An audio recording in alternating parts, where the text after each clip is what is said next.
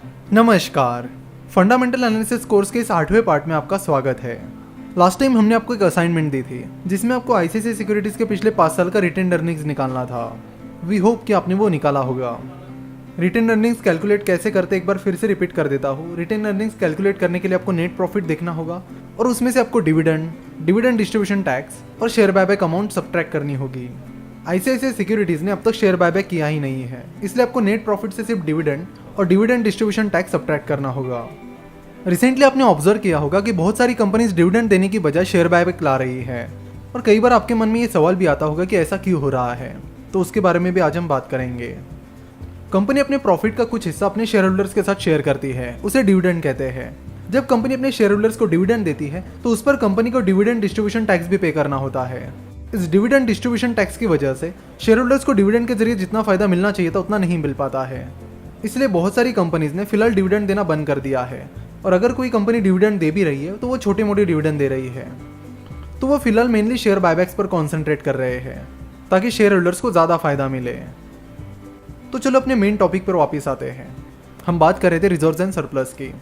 तो reserve and surplus में मैंने बात की थी कि रिजर्व्स एंड सरप्लस में रिटेन अर्निंग्स एक बहुत ही इंपॉर्टेंट चीज़ है जिसे आपको बहुत ध्यान से परखना होगा और उसका एनालिसिस करना होगा। कंपनी के पास जो भी रिटेन अर्निंग्स है उसे कंपनी को अपना ऑपरेशन एक्सपांड करने में मदद होती है। सो रिटेन अर्निंग्स एक बहुत ही इंपॉर्टेंट फिगर है। तो आपको ये भी देखना होगा कि कंपनी का मैनेजमेंट अपने रिटेन अर्निंग्स को कितनी इफिशिएंटली यूज कर रहा है, यानी अपनी रिटेन अर्निंग्स को यूज करके कंपनी कितना प्रॉफिट कमा रही है, अपनी रिटेन अर्निंग्स की वजह से कंपनी को कितना फायदा हो रहा है। ये सारी चीजें आपको देखनी होगी। हम रिटेन अर्निंग्स पर इतनी देर से इसलिए बात कर रहे हैं क्योंकि एक बहुत ही इंपॉर्टेंट फिगर है ना। वो आपको मैनेजमेंट की इफिशिएंसी चेक करनी होगी कि मैनेजमेंट अपनी शेयर होल्डर्स इक्विटी को कितनी इफिशिएंटली यूज कर रहा है, और ये चेक करने के लिए आपको एक रेशियो यूज करना पड़ेगा जिसका नाम है रिटर्न ऑन इक्विटी। देखो, यहाँ पर हम फाइनेंशियल स्टेटमेंट्स का एनालिसिस करते वक्त साथ ही फाइनेंशियल रेशियोज भी कवर करेंगे ताकि आपको फाइनेंशियल स्टेटमेंट्स का एनालिसिस डिटेल में समझे। फाइनेंशियल स्टेटमेंट के साथ फाइनेंशियल रेशियोज कवर करने का मेन फायदा ये है कि इससे आपको पता चलता है कि फाइनेंशियल रेशियोज क्यों इंपॉर्टेंट है और उन्हें कहाँ पर और क्यों यूज किया जाता है। कई बार लोग फाइनेंशियल रेशियोज रट लेते हैं कि कंपनी का पीई इतना है, ईपीएस इतना है, आरओई इतना है, लेकिन उससे काम नहीं चलता है। आपको ये पता होना चाहिए कि कंपनी का ईपीएस उतना है तो वो क्यों है, वो कंपनी के लिए सही है या नहीं। अगर कंपनी का आरओई इतना है तो वो क्यों है, वो सही लेवल में है या नहीं। तो ये सारी चीज़ें आपको पता करनी होगी और ये आपको अच्छे से तभी समझ आएगा जब आप फाइनेंशियल स्टेटमेंट्स के साथ ही फाइनेंशियल रेशियोज को भी समझ लोगे और उन्हें अप्लाई करोगे। तो यहाँ से आगे जब भी आप फाइनेंशियल स्टेटमेंट्स के एनालिसिस करोगे आपको वही के वही टर्म्स का यूज़ करते वक्त इन फाइनेंशियल रेशियोज को अप्लाई करके देखना है। तो रिटर्न ऑन इक्विटी को कैलकुलेट करने का फॉर्मूला है net profit divided by share holders equity multiplied by 100। Net profit आपको कंपनी के प्रॉफिट एंड लॉस स्टेटमेंट में मिलेगा। तो यहाँ पर आईसीआईसीआई सिक्योरिटीज के प्रॉफिट एंड लॉस स्टेटमेंट में देख सकते हो कि फाइनेंशियल ईयर 2017-18 में आईसीआईसीआई सिक्योरिटीज को 557 करोड़ का प्रॉफिट हुआ था। और यहाँ बैलेंस शीट पर आप देख सकते हो कि आईसीआईसीआई सिक्योरिटीज की शेयर होल्डर्स इक्विटी है share capital plus reserves and surplus is equal to 834 crore. तो चलो आईसीआईसीआई सिक्योरिटीज के फाइनेंशियल ईयर 2018 का रिटर्न ऑन इक्विटी निकालते हैं। तो फाइनेंशियल ईयर 2018 में आईसीआईसीआई सिक्योरिटीज को प्रॉफिट हुआ है 557 करोड़ का divided by share holders equity that is 834 crore multiplied by 100, जो कि निकल कर आता है 66%। इसका मतलब है कि आईसीआईसीआई सिक्योरिटीज ने 100 रुपीज़ के शेयर होल्डर्स इक्विटी यूज करके 66 रुपीज़ का प्रॉफिट कमाया है, जो कि एक बहुत ही अच्छी फिगर है। यहाँ पर भी आपको सिर्फ 1 साल का आरओई चेक करके काम नहीं चलेगा, आपको कम से कम पिछले 5 साल का आरओई देखना होगा। उसमें आपको देखना होगा कि कंपनी के मैनेजमेंट ने कितने कंसिस्टेंटली शेयर होल्डर्स इक्विटी का अच्छा इस्तेमाल किया है। रिटर्न ऑन इक्विटी फॉर्मूला को आपको काफ़ी अच्छे से एनालाइज करना होता है। कई बार होता यह है कि कंपनी ज़्यादा डेट लेकर कंपनी का एक्सपेंशन करती है, जिसमें कई बार कंपनी का प्रॉफिट भी बढ़ जाता है।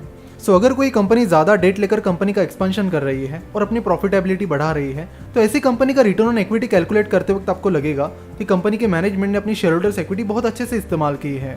जबकि बात कुछ अलग ही है, उस कंपनी ने शेयर होल्डर्स इक्विटी यूज़ करने के बजाय डेट यूज़ करके प्रॉफिट बढ़ाया है। तो ये आपको कैसे पता चलेगा? तो इसके लिए आपको कंपनी के रिटर्न ऑन इक्विटी के साथ साथ ही कंपनी के लॉन्ग टर्म डेट पर भी नज़र रखनी होगी कि पिछले 4-5 साल में कंपनी का रिटर्न ऑन इक्विटी कैसे रहा है और पिछले 4-5 सालों में कंपनी का लॉन्ग टर्म डेट कैसे बढ़ रहा है। तो आपको समझ में आ गया होगा कि कितना सोच समझ कर एनालिसिस करना होता है। कई बार आरओई के पीछे डेट छुप जाता है, तो इस छुपे हुए डेट को भी आपको बाहर निकालना है और उसका अलग से एनालिसिस करना है। वो कैसे करते हैं, चलो देखते हैं। शेयर होल्डर्स इक्विटी के बाद आती है लायबिलिटी।